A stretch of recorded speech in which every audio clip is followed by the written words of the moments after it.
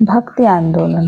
भक्ति आंदोलन जो था वो तुर्क आगमन के पूर्व से ही प्रभावित हुआ था, जो कि अकबर के काल तक चलता रहा।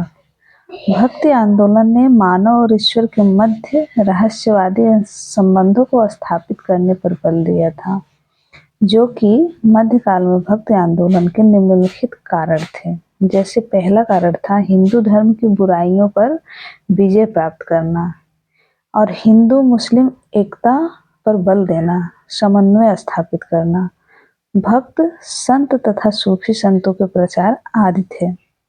भक्ति आंदोलन की दो मुख्य धाराएं थी, जिसमें पहला था निर्गुण धारा एवं दूसरा था सगुण धारा। निर्गुण धारा के संत निराकार प्रभु में आस्था रखते थे। जैसे निर्गुण धारा के संत थे कबीर, नामदेव, दादू दयाल, ये सब निर्गुण धारा के थे।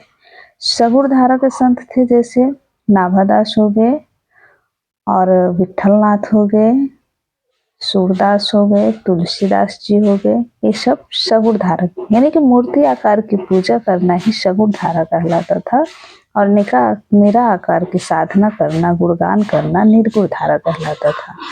निर्गुण धारा के संत निराकार प्रभु में आस्था रखते थे, वैयक्तिक साधना और तपस्या पर बल देते थे, जैसे कबीर हो गए, नानक जी हो गए। सगुण धारा के संत मूर्ति पूजा, अवतारवाद, कीर्तन आदि का प्रचार किया करते थे। जैसे मैंने बताया तुलसीदास, सूरदास, चैतन्य, वल्लभाचार्य, नाभादास, ये सब प्रमुख थे। नंददास, चतुर्भुज दास।